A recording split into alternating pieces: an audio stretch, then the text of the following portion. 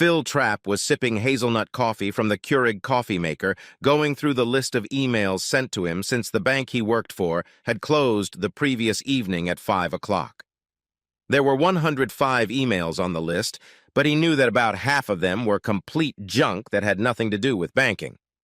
How many letters can that fucking gecko send every day? He wondered.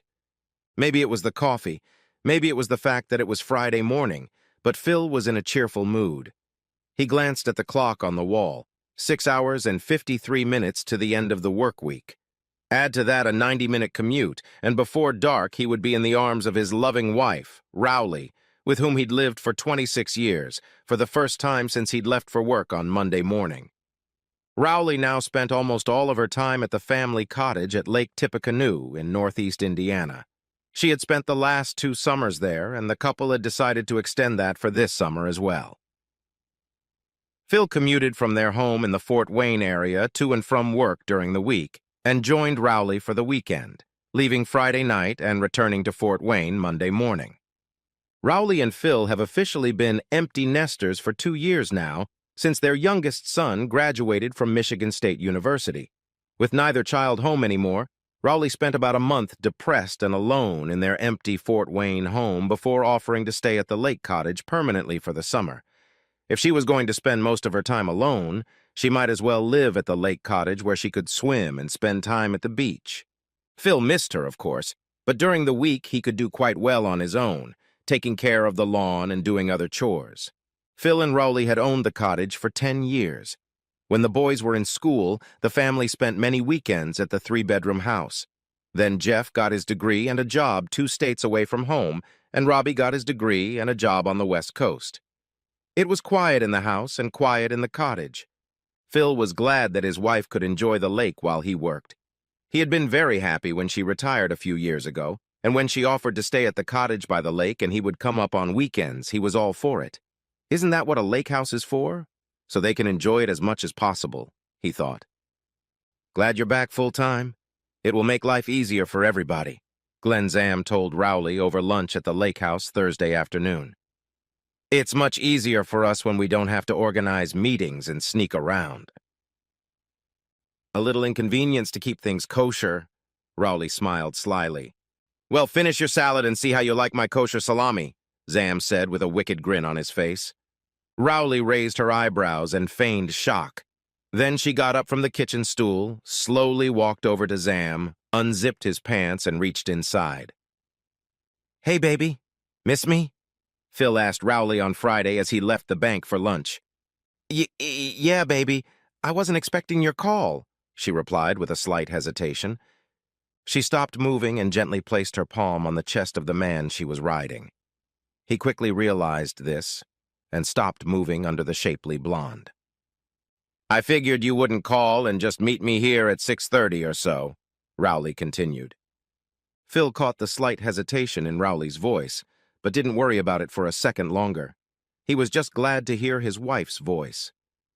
Just wanted to say hello. God, I've missed you. I forgot how hard the last 2 years have been, he said. Calm down, big boy. You'll be here in just a few hours, she said. I know. Just needed to hear from you. I'll see you soon, baby. Love you. Love you too. Rowley ended the call and tossed the phone on the bed. Smirking, she placed both hands on his chest, lifted herself up, and then lowered herself, repeating the action over and over. Sorry for the interruption. She smiled at the man. You know how possessive husbands can be sometimes? Yes, I do. He smiled back at her, reaching up to fondle her large breasts. The couple gradually picked up speed and got into a strong rhythm about 15 minutes before the man groaned, grunted, and shot his load.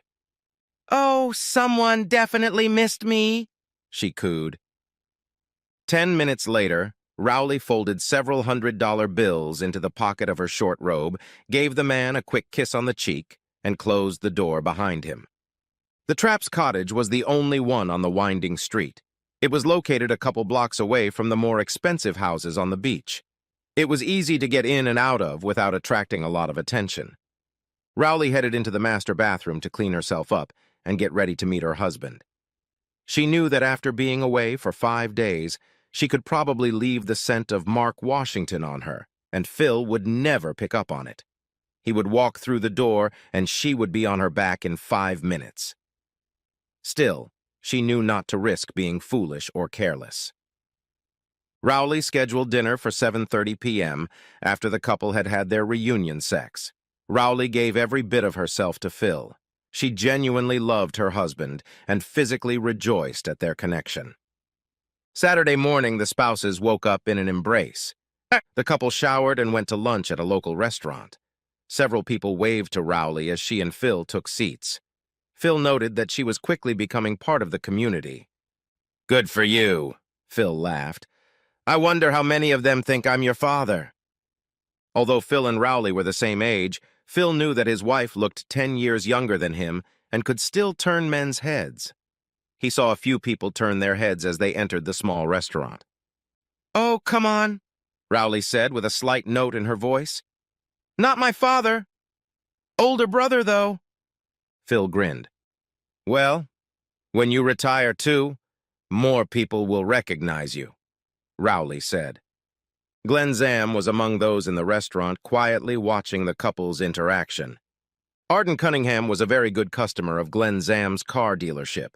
He was a handsome man in his early 50s who kept himself in good physical shape.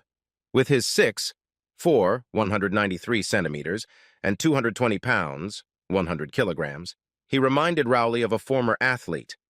Rowley was lying naked on her back on the bed when Arden returned to the bedroom from the bathroom. That was amazing, big boy," Rowley raved. "You were good yourself," said Cunningham. "Your body gives so much pleasure."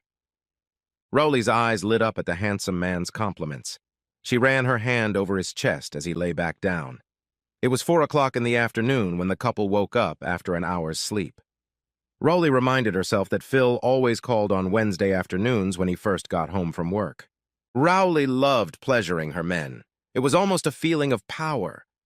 It was one of the reasons she loved it. She'd never thought of it as a job, a profession, a calling. 20 minutes later, Arden was ready to explode. Rowley knew that she had come a long way in the last 27 months, until 2 years ago when she'd moved to the lake house for the summer. And most importantly, she would never have considered having sex with anyone but her husband.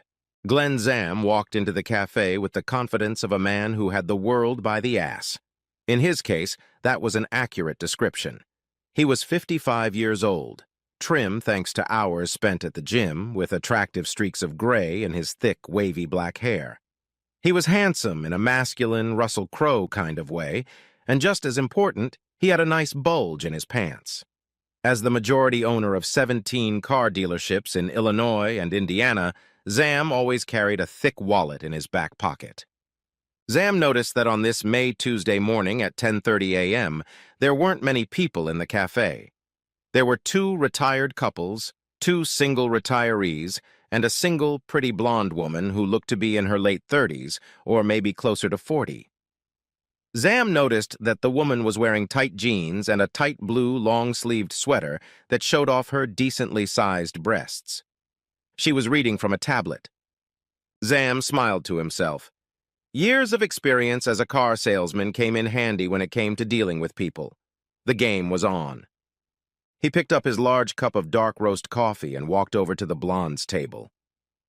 "I can guarantee that I'm far more interesting than what you're reading," he told the woman. Rowley looked up from her clipboard and smiled politely at the handsome man. She motioned for him to take a seat at her table. "Sometimes I like a bit of sass from a handsome man on a Tuesday morning," she said quietly. "What a coincidence. I'd like to think I'm handsome, and I do specialize in sass," Zam said. "By the way, my name is Glenn Zam, and I live on Tippy Lake." Rowley smiled involuntarily at the man. She thought he was not only handsome, but also had nice manners. She introduced herself and told Zam that she too had a house by the lake. Zam noticed a wedding ring on the woman's finger.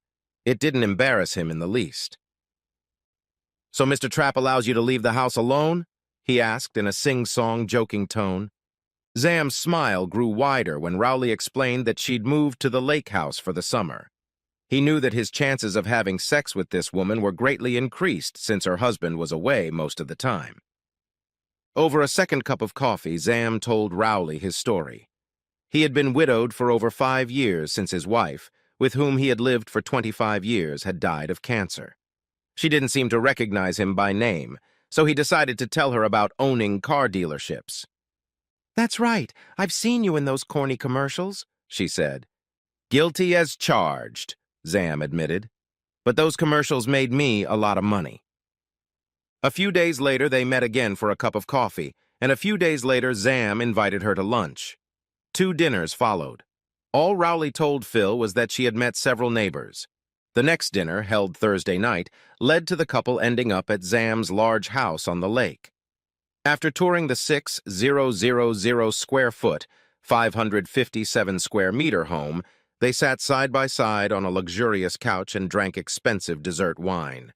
Zam leaned over and kissed Rowley gently on the lips. She blushed, but didn't pull away. The second time he kissed her with more force, and their tongues met in Rowley's mouth. When they pulled away from each other, Rowley looked into Zam's eyes with a confused expression. "I've never done anything like this before," she practically whispered. "I couldn't cheat on Phil. Perhaps with any other man the evening would have ended there, but Zam was a terrific salesman and equally good at seduction." He responded to Rowley's hesitation. "We don't have to do this, but you know we both want to," Zam said softly, holding Rowley's left hand in his right. "You're not taking anything away from your husband. He's not even here, so you're not sneaking around behind his back. You're a grown, sensual woman, not his property. It's not love, it's just sex. We both like sex. The decision is yours." Rowley shifted her gaze from their joined hands to Zam's handsome face. He leaned in for another kiss. Rowley wasn't the most experienced woman Zam had ever been with. Her experience was limited to her husband and the 3 men before him. Nevertheless, Rowley was enthusiastic and gave herself completely to him. Admittedly, she needed more practice, and she scratched him with her teeth a few times. An hour later, they had a second round. Rowley stayed the night at Zam's house. When she woke up, he was lying at her back with his hand on her chest. She and Phil often woke up in the same position. The next day, Phil arrived at the cottage a little after 6:30 p.m. By 6:45 p.m., he and Rowley were already passionately making love. After a few minutes, Rowley flipped her husband onto his back. He was confused when she pulled away for a moment, then climbed on top of him again in the cowboy way. On Monday morning, as Phil left the lake house for work, Rowley called Zam and asked if she was okay with everything that had happened, and if she had a good weekend with her husband. When she answered in the affirmative to both questions, Zam asked her if she would agree to have dinner with him on Tuesday. She did not hesitate to give him a third affirmative answer. Tuesday's dinner ended the same way as the previous dinner on Thursday. Both participants enjoyed the evening immensely. Sexual evenings on Tuesdays and Thursdays quickly became a routine. It was mid-July when Zam asked Rowley if she could do him a favor. A very close friend was visiting him for a few days, and he was hoping Rowley would go out with him. "I'm not asking you to sleep with him, doll. Andy is an old friend of mine, and I just want you to show him a good time. He's going through a rough patch after divorcing his wife last year. I'm just asking you to be who you are, beautiful and charming." "Just for you, handsome," she replied. "We'll just play it by ear." She winked conspiratorially at Zam and smirked. Rowley had heard all the horror stories about blind dates, but being a beautiful woman, she had never encountered such a thing. She was more than pleasantly surprised when Andy Siegfried showed up at the cottage to pick her up for a date. He looked to be about 40 years old, had short blonde hair and big brown eyes. He was about 6'4", 193 centimeters, tall, and didn't have an ounce of fat on his long, slender body. "Great deal, Glenn," she thought to herself. The date had gone well, Rowley reckoned. The couple returned to Rowley's cottage. Hours later, the 2 satisfied lovers were kissing at the door. Andy handed Rowley a business card and some bills wrapped in a $100 bill. She tried to return the bills, but Andy insisted and refused to take them back. "You're amazing. I'd love to see you again when I get back here," he said. "Oh, yes," Rowley replied enthusiastically. Was the money your idea? Rowley asked Zam when they gathered for dinner Thursday night. You know I don't need money, right? I know. Andy's a good guy. You were a special date. He knows, Zam replied. He was really fun. I wouldn't mind another date with him, Rowley smiled. Oh, by the way, don't leave large sums of money lying around. The hubby will see that. A few weeks later, on a Wednesday morning, Rowley was leaving Zam's cottage when he asked her if she would agree to another date the following week. She hesitated for a few seconds before agreeing. Provided he's as handsome as your last friend, she said. I'll never offer you a bad one, Zam remarked. Rowley took most of the cash she had gotten from Zam's friend, Ronnie Gordon, and went to the small bank where she had opened an account after Andy Siegfried had given her money after having sex with him. She opened the account in her name only and strictly online. Phil took a week's vacation and spent it with Rowley at the lake house the first week of September. All week they grilled food, drank margaritas, and made love every night. Rowley wore several tight bikinis around the house during the week, and Phil thought he was really lucky, because his 48-year-old wife still retained the body of a 20-something girl. Rowley warned Zam that her husband would be at the lake house all week. Zam did his best to stay away, although he missed what he considered his woman very much on Tuesday and Thursday. To make up for Zam missing his girlfriend on Tuesday and Thursday, Rowley and Zam were together from Tuesday until noon on Friday the previous week. Rowley and Phil closed on the lake house on Monday and Tuesday of the following week. After spending all summer away from her familiar home, Rowley was glad to get home and see her friends in the neighborhood, but she wasn't quite comfortable returning to her previous measured existence. She knew she would meet Zam several times over the fall and winter. Phil was thrilled to have Rowley back. In addition to having his wife and mistress back in his bed, he had his best friend back. The little conversations, the touches, the looks, all of which he missed. Phil had been hooked on her almost from the first time he saw Rowley on the University of Iowa campus. Both were students, but Rowley had just transferred from the University of Northern Iowa. She was studying English. He was studying finance. He needed to fulfill a requirement, so he enrolled in English Literature 212, a course on women in Shakespeare's stories. Rowley took the course because she thought it would be fun and give an easy A. An ordinary American male, Phil noticed Rowley immediately as he looked around the classroom. She was sitting across the row from him next to the soccer player. The pair seemed friendly, and Phil wondered if he had declared the blonde beauty his girlfriend. In the next class, Phil didn't notice the girl until she entered the classroom right in front of the professor. She quickly looked around the room for available seats and finally chose the seat next to Phil. Phil inwardly berated himself at his bad luck, because when she sat next to him, he couldn't look at her without being obvious. So he shifted his attention to the window to his left and spent most of the class watching the students who were walking back and forth across campus.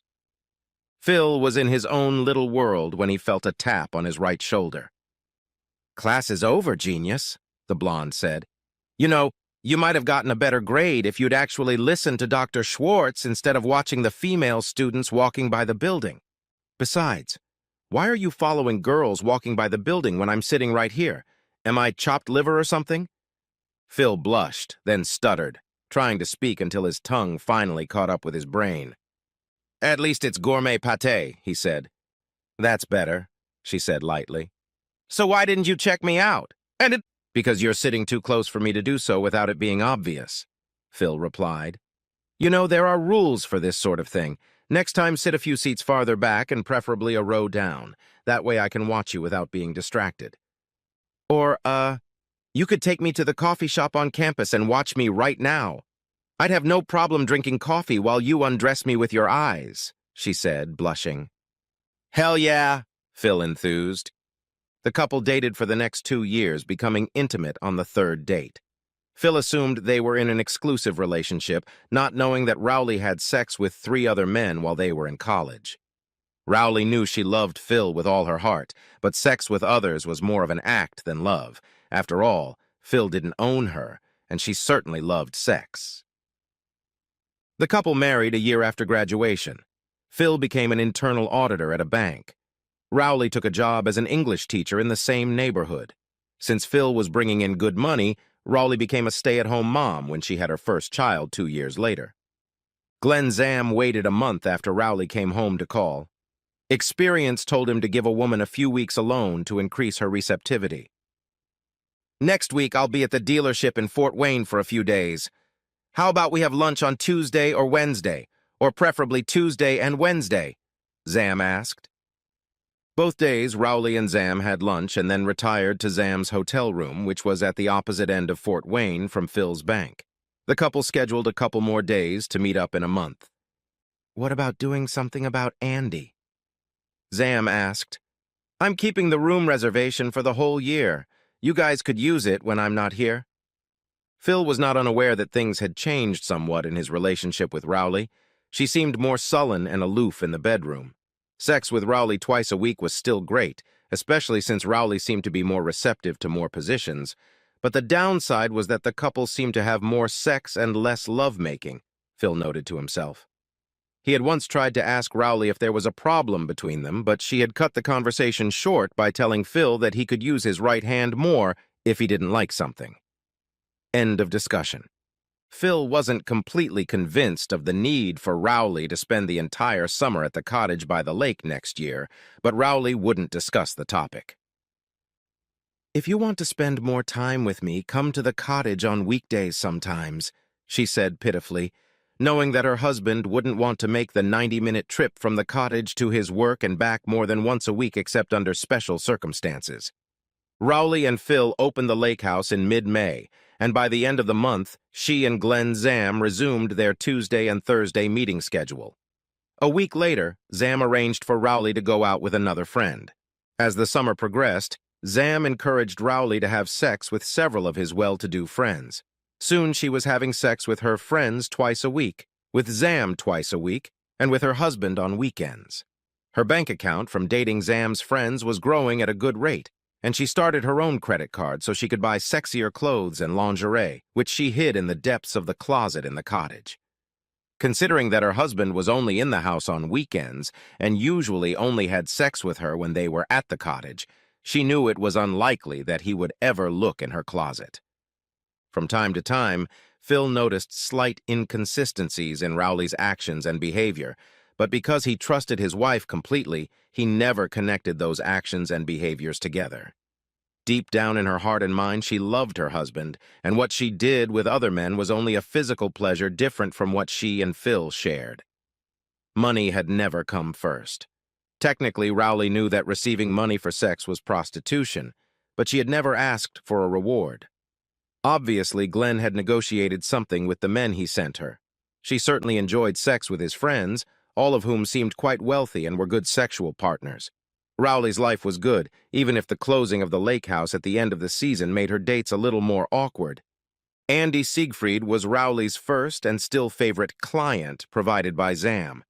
He'd asked her to go away with him for a long weekend sometime after the summer, but she wouldn't feel comfortable going away with another man and leaving Phil home alone until the opportunity presented itself by chance. Phil announced that he would be attending a week-long banking seminar in San Francisco at the end of March, leaving on a Sunday and returning home the following Saturday. Rowley, wasting no time, called Andy back and informed him of the happy occasion. Andy immediately booked the couple a room in Miami, Florida for 4 days and 5 nights. Jorge Alvarez was the assistant branch manager of Crossroads Bank in Leesburg, Indiana. On the third day of a banking conference, sitting next to him at the lunch table was Phil Trapp, senior vice president of the Flagstar Bank branch in Fort Wayne, Indiana. When Jorge saw the name tag, he smiled to himself. What were the chances he would remember the wife of the man sitting next to him at the conference in San Francisco? The 6 bank clerks around the table discussed the topics of the day's seminar for a while and then moved on to more personal conversations. In the middle of dinner, Jorge told Phil about their connection. "A couple years ago, I helped your wife open your account at my branch," Jorge told Phil. "I appreciate the business.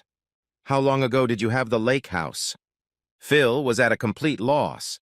He did all his own banking and paid his own bills. He didn't know anything about the Crossroads bank account.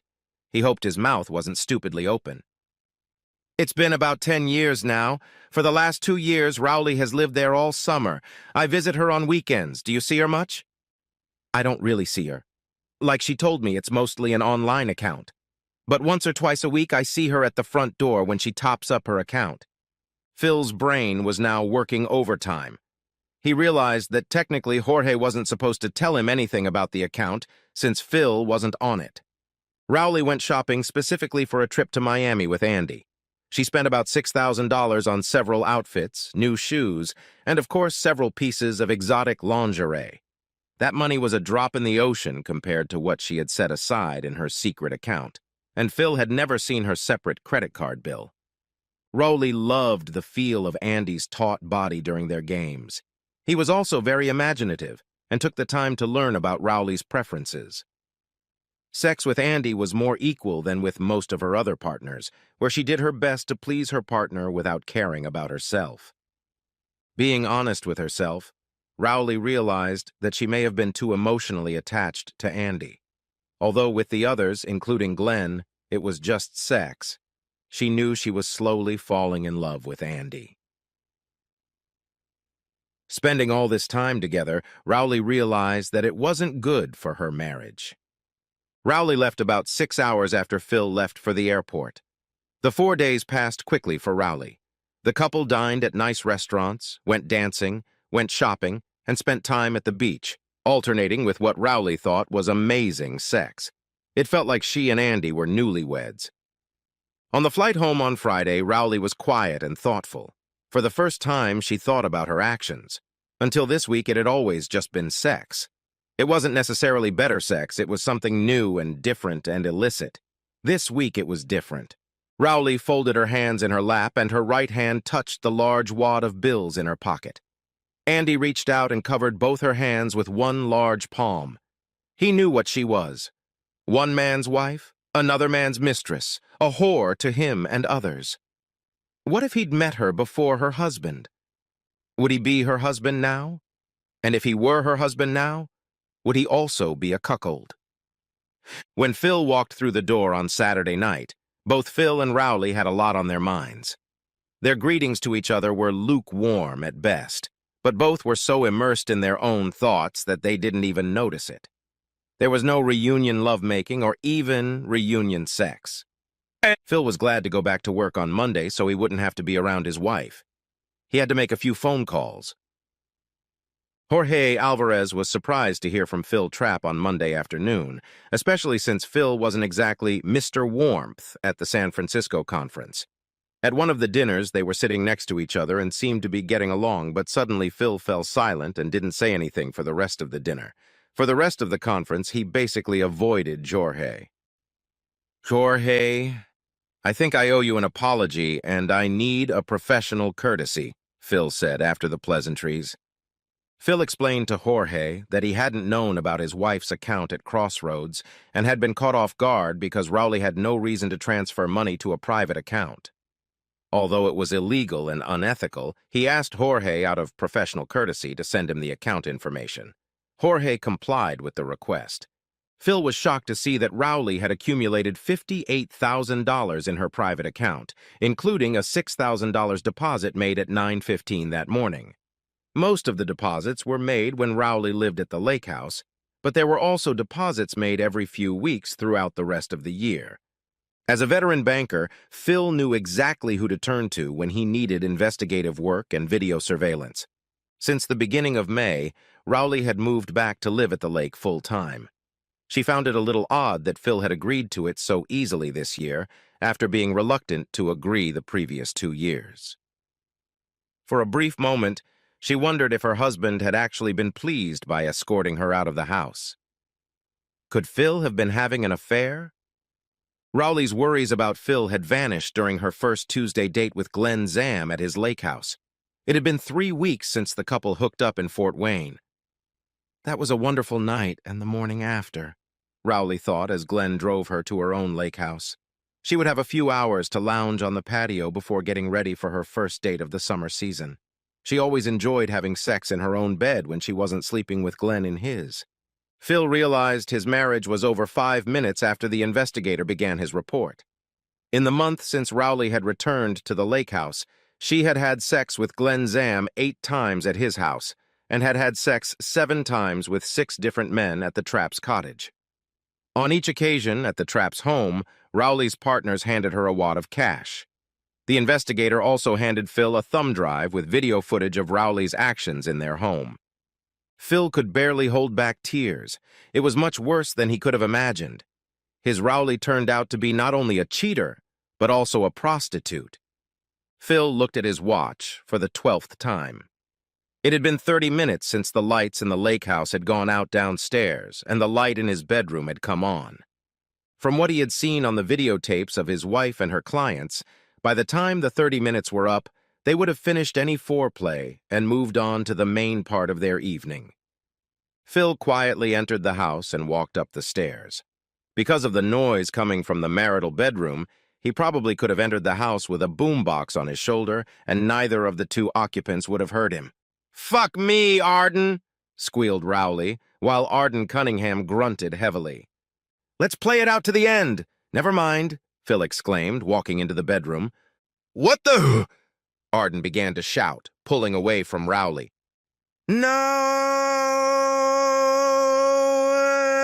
screamed Rowley, trying to hide in the sheets. Phil walked over to his wife and handed her the ubiquitous manila envelope. Arden reached out and grabbed Phil's left arm, whereupon Phil spun around and punched the naked man in the face with his right hand. Arden let out a piercing scream as blood spurted from what used to be a chiseled nose. Phil reached to the floor, grabbed Rowley's discarded white bikini panties, and wiped the blood from his hand. He walked to the room's main closet, grabbed a few articles of clothing, and left the room, whistling a cheerful tune as he descended the stairs. When he was at the foot of the stairs, a thought struck him. "You probably won't get any money for today's work, babe." "Sorry," he called out. Phil grinned to himself and walked out the front door, leaving it wide open. Rowley at least had the good sense not to try to contact Phil until Friday, hoping she could talk him into joining her at the cottage for the weekend as usual. "Obviously, we need to talk," Rowley texted her husband. "Do you think so?" he replied. Rowley had hoped that Phil would arrive on Friday night as usual and stay for the weekend. She had to settle for him agreeing to come Saturday morning. Of course, Rowley was shocked when Phil showed up at the lake house on Wednesday night. Given that he brought his divorce papers with him, he knew about her extracurricular activities in advance. How did this happen? How much did he know? He knew enough, that was for sure, but she hoped he didn't know the whole story. Rowley had donuts and coffee ready when Phil showed up at the house Saturday morning. For Phil, the donuts were the highlight of the meeting. The couple sat in silence until Phil finished the first one. "I'm so sorry, Phil," Rowley began, looking into her coffee cup. "I'm especially sorry that you had to see it that night." Phil was silent for a few seconds. "I've seen it before, just not up close and personal," he said quietly. This time it was Rowley who was silent. She was considering the implications of what her husband had just said. "I know it may not seem like it, Phil, but I really do love you, and only you. I know it sounds cliché, and it probably is, but it was just sex," she whispered. "A hell of a lot of sex with a hell of a lot of guys." "And that's just this year," Phil said sharply. "How long has this shit been going on? The whole time you were here? What about when you were home with me?" Rowley began to realize that her husband wasn't quite the mushroom in the dark she thought he was. She decided that her answers must be closer to the truth than she had planned. "Yes. It started the first summer I stayed here. I missed you, and I made a mistake. But I liked it, and decided that since you weren't here, I wasn't taking anything away from you." "Really?" Phil interrupted. "You're not taking anything away from me? Because I wasn't with you? Since when does fidelity have a stay-at-home clause?" "I must have missed that in the wedding vows. Shit, I could have slept with other women in Fort Wayne for 3 years while you were here." Rowley finally lifted her head and stared at the table. Her lips moved, but no sound came out of her mouth. "One more thing. It wasn't enough that you were a cheating whore, but you were also a prostitute. Literally? You didn't need the money, Rowley." It was just about having sex with new and different men, and dabbling in sneaking around made it much more exciting, she said. I never asked for money, but when I was handed it, the thought that I had just been paid for sex, like an expensive escort, really turned me on and made me want to do everything I could for my partner. You know, Phil, I don't do anything half-assed. Phil nodded slowly. So, is there anything I can say to keep us together, Phil? Anything? I don't want a divorce. I love you. More than you love your lover, Zach? In the last few years, you've had almost as much sex with him as you have with me. What about the Siegfried character? I've seen the way you look at him. Rowley blushed thickly. Somehow Phil knew everything. There was little she could say in response. Should we try marriage counseling, Phil? Anything? I don't want a divorce. Yeah, well, I don't want my wife to be a prostitute either. But I guess sometimes you can't always get what you want, Phil said. Rowley and her attorney were able to convince the judge hearing the divorce case to schedule marriage counseling. It lasted one session. When the counselor learned that Rowley had been a prostitute for 3 years, she stopped counseling. I was not a prostitute. That money was given to me as a gift, Rowley cried when the counselor called her a prostitute. Yes, they may not be able to arrest you, but a rose by any other name, said the counselor. Have you ever considered private counseling, Mrs. Trapp? Phil was looking for something unusual to read and browsed the shelves of scientific literature at a branch of the Allen County Public Library. He was deep in thought when he heard a sound like someone jumping up and down a few feet away. Turning around, he saw that it was indeed someone jumping up and down. A short blonde woman, about 5 feet, 153 centimeters, tall, was trying to get a book from the top shelf. Her short skirt levitated and fell down with each jump, giving Phil a view of the black panties she was wearing. The girl blushed as she realized Phil was watching her. Oh, I'm sorry, she said to Phil, smoothing her skirt. Could you get me that Hemingway book on the second shelf? Phil blushed, too, when he realized that the girl had caught him looking at her panties. Sure, no problem, he said, holding out the book she'd asked for. The short blonde had sparkling blue eyes and round cheeks, Phil noted as he handed her the book. She was probably the same age as one of his children, but there was something in those eyes that captivated Phil. Have you read much of his work? Phil asked the young girl. I've only read 3 of his books so far, she answered with a smile that revealed 2 rows of perfect teeth. I'm not as convinced as others that he was a great writer. Maybe for his time, but nowadays some of the things he wrote don't stand up to criticism. I think he was half blank, half genius. Phil was stunned by the answer. He felt exactly the same way about Hemingway, but he didn't expect to hear that opinion from a young person. What? Are you a Hemingway apologist or something? She asked. No. First of all, I'm shocked that a girl reads a paper book at all. I thought you young people only read books on iPads. But I'm also surprised because you're the first person I've met who agrees with my opinion of Hemingway. I think he was a pompous talker who wasn't as good as everyone thought he was. The girl giggled. It wasn't a sound Phil had personally heard up close too often over the past year. I hope I'm not being too intrusive, miss, but could we continue this conversation over a nice cup of coffee? Yes, that would be great. Let me take a look at that book first, she replied. The pair headed for the nearest Starbucks.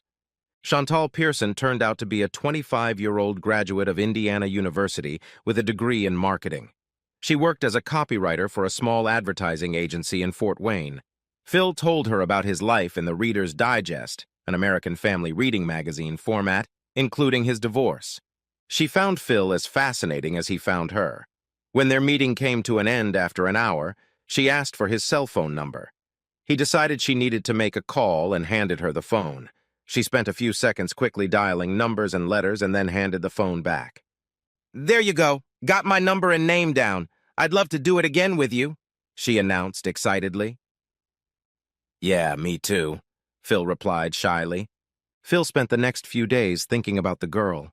She was the first woman he had been involved with since his divorce from his wife, yet he felt awkward about the fact that she was half his age. It took a few more days before he ventured to make a phone call. Hi, I was hoping you'd call, Chantal exclaimed enthusiastically. I really enjoyed your company the other night. How about we expand our plans and have dinner this time? How would you like to visit an oyster bar? Oh, I'd like that very much. I haven't been there in a while. It's not a place I can go within my budget, she said. The couple was halfway through a sumptuous dinner when Chantal turned to the elephant in the room. You're pretty cool for an older guy. You know that? You're the first guy in the last year who hasn't tried to undress me in the first half hour of a date. Either you're not interested in me, or you're a gentleman. Which is it? Phil blushed and looked like a deer in the headlights, which made Chantal giggle. I'm definitely interested in you, Phil said. But I'm also a gentleman. I've been one all my life. My father would have beaten me to a pulp if some girl said I was getting handsy with her. But you're also a lifetime younger than me. How about we just enjoy this moment right now? She asked. You know, you could also be a lifetime smarter than me, Phil said. Rowley and Glenn Zam were just finishing up their date when Glenn asked her if she wanted to go on another date. She had always enjoyed the dates Glenn had arranged for her, and she had to admit that things were a lot easier now that she didn't have to worry about her ex-husband. Besides, she now had free weekends, which she often used for dates. How would you feel about a younger guy this time around? Say, someone around 30? Glenn asked. As long as he gets your approval. You know I trust you, Rowley replied. Rowley's date was the son of one of Glenn's friends. He was a former college basketball player and was still in good physical shape. Although he lacked the sophistication of many of Rowley's other companions, he had youth and physical strength on his side. While enjoying the sex, Rowley admitted that physically the young man was a little bigger than she was used to. God, I need a nap, she said to herself as the young man handed her a wad of bills on his way out the door. Phil was amazed that despite the age difference between him and Chantal, 6 months later they were still dating.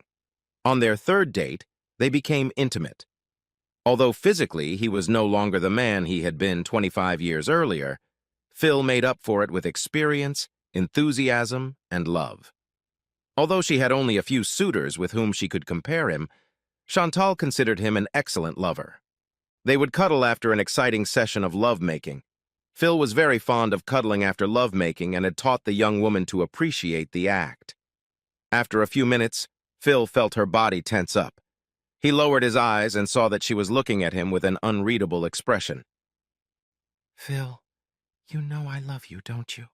Chantal whispered. Phil was sure he knew where this was going and rolled onto his back, sighing heavily. No, Phil, it's not like that, Chantal whispered quickly, realizing what Phil was thinking. I think we're great together, but I think you deserve better. Better? Better than you? I don't think so, honey, Phil grinned. Well, what would you say about me plus 25 years? Huh? Phil stretched out. There's only one woman in the whole world who could be better for you than me. And that's my mom. Could you do me one small favor and ask her out for once? Please. Your mom? Really? But wouldn't it be weird if we ended up, here? Chantal clapped her blue eyes shut and gave Phil her most adorable smile. Shit, he whispered. Phil was shocked when he picked up Lori Lala Pearson 2 weeks later for their date. Chantal had told Phil that her mother was 25 years older, but if Phil hadn't known, he would have assumed it was Chantal's older sister. The resemblance between them was uncanny, except that Lala had blonde hair of a light pink tone. Lala was 2 years younger than Phil. She was 50 and had been married to Chantal's father for 18 years before divorcing him because he was a constant cheater. As Chantal explained to Phil, she and her father reconciled after several years apart. However, her mother is still not speaking to her ex. Phil and Lala enjoyed their date, although Lala noticed him looking at her askew several times during the evening. What? She finally asked. You and your daughter look so much alike, it's almost scary, Phil replied. It's like dating sisters. How much did you girls talk before this date? Should I be feeling performance anxiety? Lala giggled. Sounded just like Chantal. Phil liked the sound, but he still thought it was weird. It's up to you. I haven't made any definite plans. Chantal trusts you completely, so I figured I'd just follow your lead. None of us are children anymore, are we? I guess that takes some of the pressure off then, Phil said. But I have to warn you, I'm not as flexible as my daughter, Lala said. I understand perfectly, Phil grinned. At the end of the evening, the couple did end up at Phil's place. It was the Wednesday before Thanksgiving. Rowley was going to have a family dinner. The kids were to arrive Thursday morning, and Phil plus one other person were to arrive in the afternoon to have time to eat. Before the big day, however, Rowley was enjoying her new favorite client, 30-year-old Jason Lafferge, and one of his friends, Tommy Wickersham. Rowley met Jason right after her divorce from Phil, and he quickly became her favorite because of his age and energy.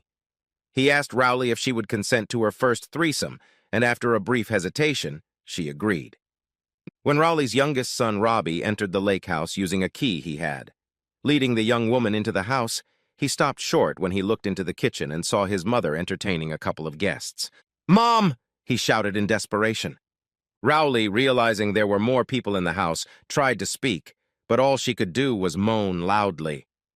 "We've got to go," Robbie said to the young woman who entered the house after him. The girl froze in place, watching the scene in the kitchen as Robbie tried to push her back out the door. Her introduction as Robbie's bride would have to be put on hold for later. "Oh, God! No!" Rowley screamed, pulling away from her young lovers.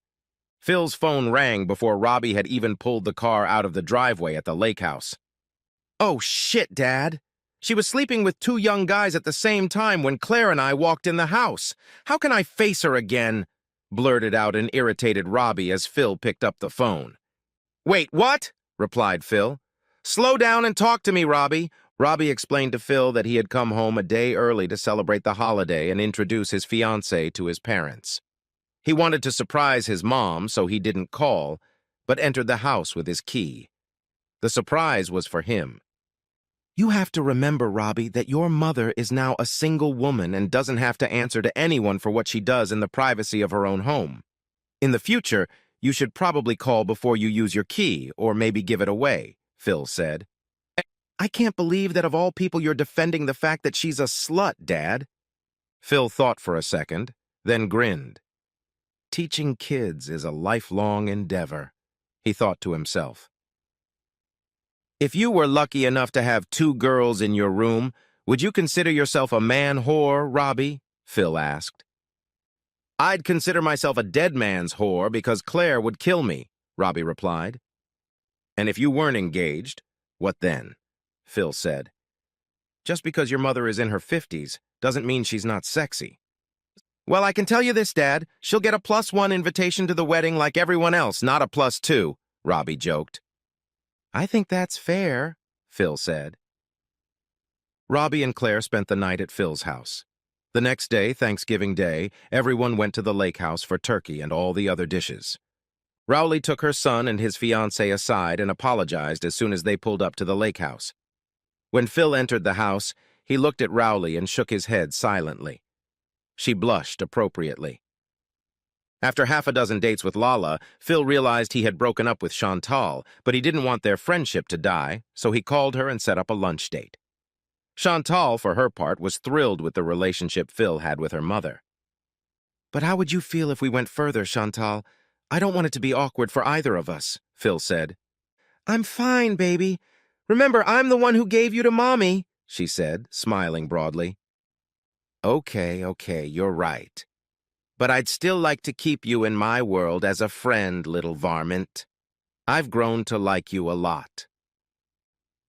"And what about family?" she enthused. "I'd make a great foster daughter, you know. Mom thinks I'm a great daughter." "You're as thin as pie in the face," Phil said. "It's only been 6 dates." "Yeah, but we've been on a lot of dates, too. Can't you just transfer my account to her?" Phil rested his head on his hands and shook his head.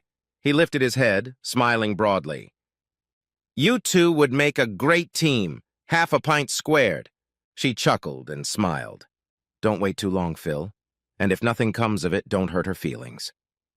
"I could never hurt either of you," Phil said. "I'm partial to fairies. You know that." 6 months later, Phil asked Lala to marry him. A month after that, she moved into his house.